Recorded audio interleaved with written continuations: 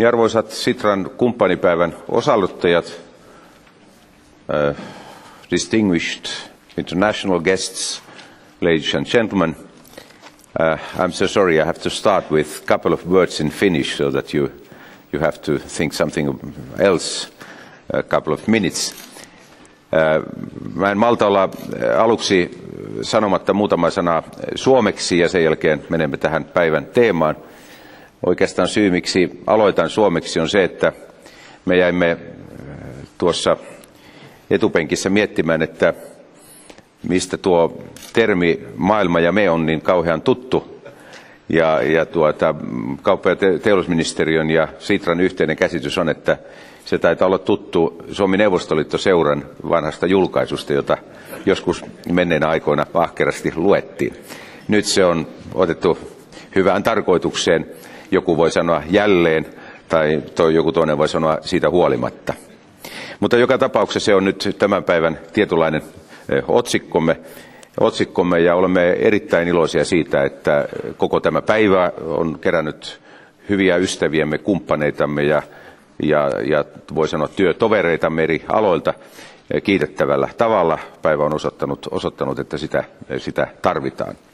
Ja Sitralle taas yhteistyökumppanit ovat äärimmäisen tärkeitä. Me emme yksinämme ole mitään. Meillä ei ole mitään erillistä roolia suomalaisessa yhteiskunnassa ja kansantaloudessa, vaan ainoastaan tekemällä yhteistyötä toisten kanssa, lähtien siitä, että missään toiminnassa emme kilpaile kenenkään kanssa, emme pyri kompensoimaan kenenkään toimintaa, vaan yritämme luoda jotakin sellaista uutta, joka voisi olla hyödyllistä ja jonka joku joskus jossakin vaiheessa on valmis myös ottamaan osaksi pysyvää toimintaansa. Tämä on se hyvin tärkeä perusprinsiippi, jonka pohjalta Sitra toimii, ja uskon, että tämän kumppanipäivän vilkas osanotto ja hyvän osanottajamäärä kertoo siitä, että myöskin tämä viesti on erinomaisella tavalla ymmärretty. Jos me olemme johonkin pysähtymässä, jos me alamme kilpailla jonkun kanssa, niin me ansaitsemme tulla nopeasti herätetyksi ja palautetuksi takaisin sille uralle, minne me kuulumme.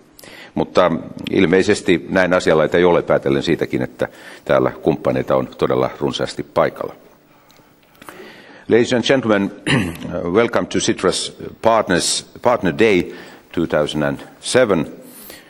This year not only marks the 90th anniversary of Finnish independence, but we also celebrate Citra's 40th anniversary. Sitra was established in 1967 to honor the 50th anniversary of Finnish independence. The original objective of our fund was to finance measures to promote economic growth and improve international competitiveness. Quite similar goals we still have. Being first under the control of Bank of Finland and actually founded by the Bank of Finland, Sitra was shifted to the supervision of the Finnish Parliament in 1991. The Parliament has allowed Sitra an autonomous role and to operate in the Finnish society, in a flexible way. If somebody expected 1991 when this reform was made, actually 1990 when this reform was made, that political control is going to decrease Citra's risk-taking opportunities and independence, that was totally wrong conclusion. In opposite, political supervision has been supporting Citra's independence and Citra's opportunities to take risks which are important for the future of Finland. The main challenge for Sitra derives from today's complex and fast-developing global environment. In today's world, we are not able to plan the future, make exact plans for the future. However, we can strengthen our national capacities and capabilities to meet different kinds of future. That is how especially small nations and small countries have to act to be able to create competitiveness.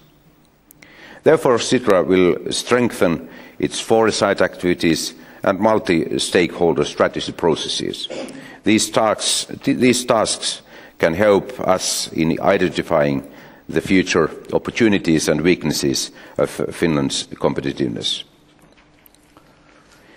Today we are an institution which is program-based. Today we operate with 5 different programs: healthcare, environment, food and nutrition, Russia and India. And we have learned from our programs that in some cases the bottleneck to improved performance, especially in the public sector, is not technology as such, but our mindset and our inefficient ways to organize processes. Ladies and gentlemen, now it's time to move forward in the program, and I'm very delighted to present an international seminar on innovation and Asia. Under the seminar title Science, Technology and Innovations in Asia, we will tackle up a crucial topic in the global economy. You can ask why we have chosen China, India and Japan. If you look at these countries, they are, in spite of the fact that they are in the same continent, they are so different. And strategies adopted in these countries are different. What is the reason why to put all these countries together, and why to try to look at their innovation strategies or science and technology strategies in this kind of joint seminar? One explanation is that all these 3 countries have followed roughly the same path since the Second World War. All have been catching up countries in the global economy. First, Japan, starting its industrialization immediately after the Second World War. Then China, since 1978, when the reforms were started. And now India. Recently, India started its reform processes in the beginning of 1990s. And this catch-up process has been rather successful. All these 3 countries have been able to create well-functioning economies and high growth rates in this catch-up phase. But now all these 3 countries face another challenges. Japan tried to move from catch-up phase to leadership phase already in 1980s. Unfortunately, this strategy has not been that successful. If you look at Japanese growth rates and industrial performance, those goals set late 1980s have not been able to be reached. But today, we have to say that we have discovered Japan again. And we understand that there are going on now reform processes which are very important to be followed eagerly, even in Finland. Japan is returning back, at least in certain respects. And it is very important for us, based almost totally on global economy and our performance in the global economy. It's very important to be able to understand these processes in Japan. China is the global factory, and China has now decided to take a strong role in research and development-based sectors as well. If the present trends will be continued, close 2010, which is important here in Europe, because according to the Lisbon strategy, Europe should be the most competitive region in the world by 2010. Quite soon, if not 2010, but quite soon after that, something very important is going to happen. I mean, China is surpassing the European Union in R&D spending per GDP. That is something which no one was able to imagine late 1990s. And it's very important that we understand these strategic goals set in China, and we try to understand how this strategy is going to be implemented. And I believe that Finland can play a role even in that strategy.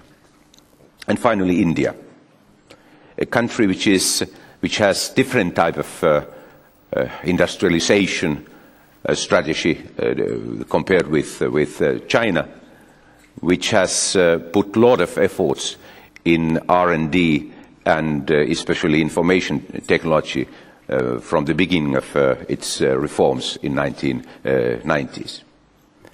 And India has become much closer to Finland recently.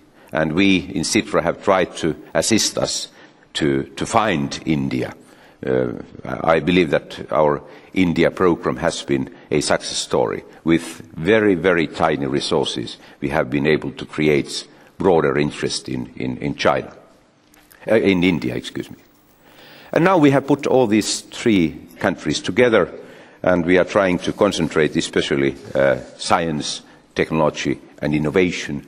What is common, what is different in these three countries, and especially what are those elements which are interesting from the Finnish perspective, from the perspective of the future competitiveness of Finland.